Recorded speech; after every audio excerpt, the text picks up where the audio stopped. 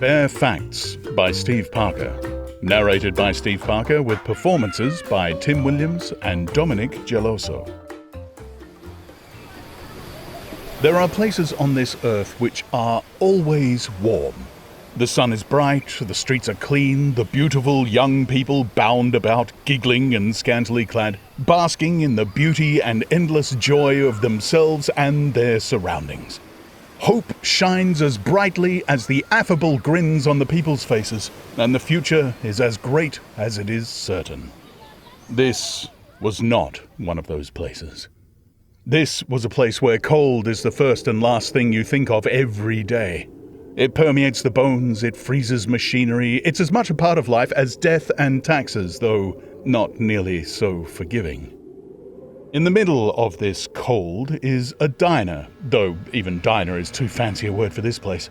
Cheap, hot food at 2 coins a bowl, 3 if you want the ingredients listed.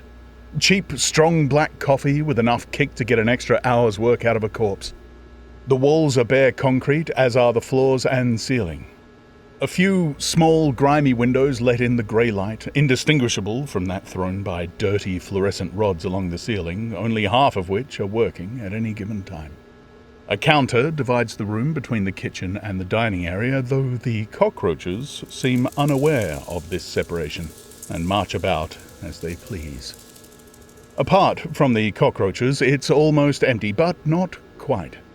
A fat, middle-aged man with hair and skin so greasy it seems to blend seamlessly into his equally greasy uniform shifts a lit cigarette stub around his mouth as he aimlessly wipes a filthy rag around the rim of an equally filthy mug.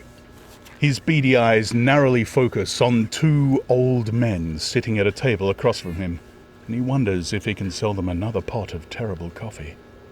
They've certainly been sitting there long enough, idling over 2 bowls of unnamed food. He decides to try his luck, fills one up, and ambles over to the table, pretending not to eavesdrop as he nears them. "Pass me the salt," asks one. "Fuck you and fuck the salt," says the other. The cook is surprised. He's never heard anyone curse out the salt before. His cooking, yes, but not the salt. "Old fellows," he says, resting the coffee on the table. "Why so aggressive?" "He's always like this," says the first. "And you know damn well why," says the other. "Oh?" says the cook.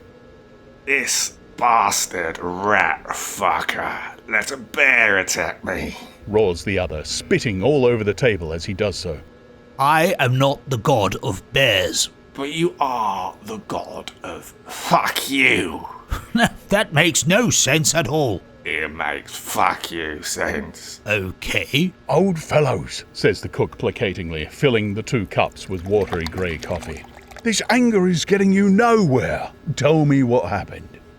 "We were walking through the forest," said the first old man calmly. "They were woods," interjected the second man. "Woods, forest, what's the difference?" asked the first. "Ladies and gentlemen, the expert," ejaculated the second. "Trees are trees," exclaimed the first. "Old fellows, please," interjected the cook. "What happened?" "We were walking through the trees when we heard a noise behind us," said the first.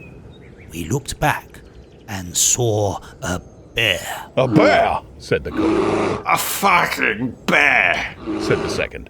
"I've never been out there before, so I asked what we should do." "I said we should walk and talk and head towards cover," said the first. "Walk? I would run as fast as I could," said the cook.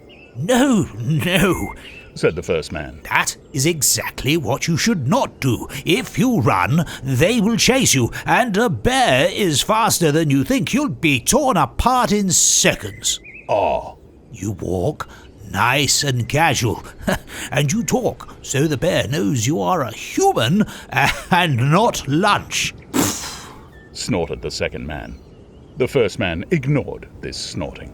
"Ahead, we saw a wall. It was from some old house or something, low enough that we could get over it, but high enough to be trouble for the bear." "Ha!" snorted the second man a second time. Anyway, said the first elder, eyeing the second man. the bear kept getting closer to us, despite our talking. Conversation is not the all-powerful shield against giant wild animals it's supposed to be. Who knew? Snapped the second elder sarcastically. I guess we must have sped up a little as the bear got closer, and as we got faster, the bear got faster, so we sped up. Then the bear sped up, and before we knew it, We were running and screaming and trying to get to the wall before the bear got to us. Wow! Exclaimed the cook. we got to the wall You got to the wall. Corrected the second. and started scrambling up. I could feel the hot breath of the beast on the back of my neck as I scrambled up and over the wall. You could feel the hot bullshit coming out of your own mouth, you mean? Argued the second elder man. I looked back and saw The bear had me. Its claws were sunk into my jeans and I couldn't get over. there was nothing I could do. Said the first man. You could have helped. Said the second. I turned and ran as fast as I could to get to safety. Nothing was on my mind other than getting back to my family, who would have been lost without me. What family? Your kids have all moved out to get away from you. And your wife would be overjoyed to be rid of you. I am the provider in my house. All you provide is bullshit. But what happened next? How are you here? Asked the cook.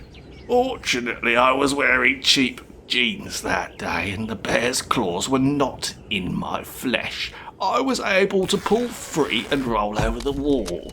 Then I got up and ran away, just like my friend, who had left me to die. Wow! Repeated the cook. Yes. Responded both men. If that is the case, then why are you here, eating lunch together? Asked the cook. The two men looked at each other in confusion. It's Saturday. Said the first man. We always have lunch here on a Saturday. Said the second. You've been listening to a Steve Parker Audiobooks production. For more content, please visit steveparkeraudiobooks.com or find us on YouTube.